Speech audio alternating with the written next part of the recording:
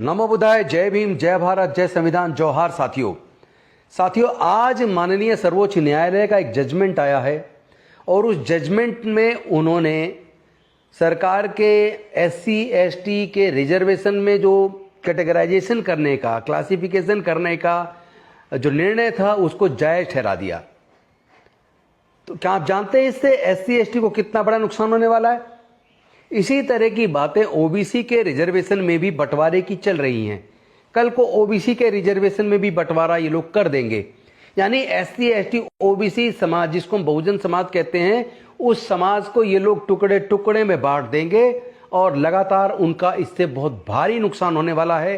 हो सकता है जो लोग विस्तृत रूप से गहराई से ना सोच सकते हों वो लोग इसके असर के बारे में ना जान पाएं, लेकिन इसका बहुत गहरा असर होने वाला है, बहुत भारी नुकसान होने वाला है।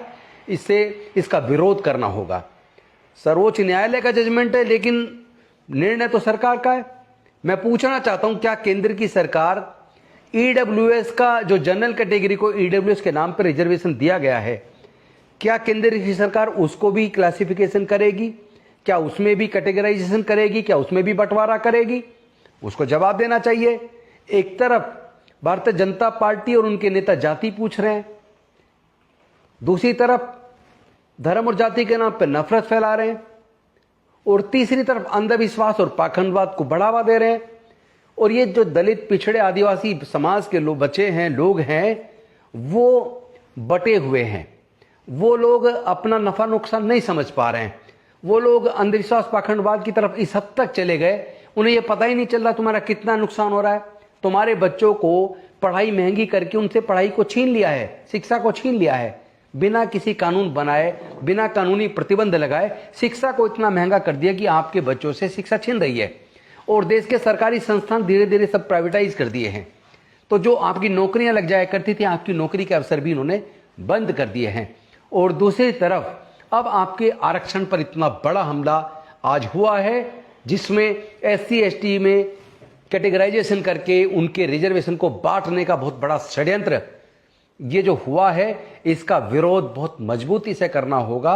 और इस सरकार को इतना बताना होगा कि आपको ये सब बंद करना होगा, ये बंटवारा नहीं चलेगा। अदरवाइज इसके खिलाफ बहुत मजबूती से, संवैधानिक तरीके से इस लड़ाई को लड़ा जाएगा। मैं अनुसूचित जाति, जनजाति, पिछड़े वर्ग के लोगों से निवेदन करना चाहता हूं, अपने हक अधिकार की रक्षा के लिए, इस बंटवारे को रोकने के लिए सामने आइए। हो सकता है कुछ लोग सोचे इस बंटवारे से फायदा खुश हो, लेकिन वो इसके कंसिक्वेंसेस को नहीं जानते। आपको कितना बड़ा नुकसान होने वाला है। आपकी बहुत सारी नौकरियां ये कह के कि नॉट फाउंड सुटेबल, कैंडिडेट नहीं मिला, काबिल कैंडिडेट नहीं मिला, आपकी वैकेंसीज को उसके बाद जनरल वैकेंसी में तब्दील करके उनको दे दिया जाएगा और आपका बहुत भारी नुकसान आने वाले समय में होने वाला है। इसलिए अपने हक अधिकार की लड़ाई को तेज कीजिए, आपस में एकजुट रहिए और मजबूती के साथ जुल्म के खिलाफ, इस बंटवारे के खिलाफ लड़िए। बहुत बहुत धन्यवाद। नमो बुद्धाय। जय भीम, जय भारत, जय संविधान।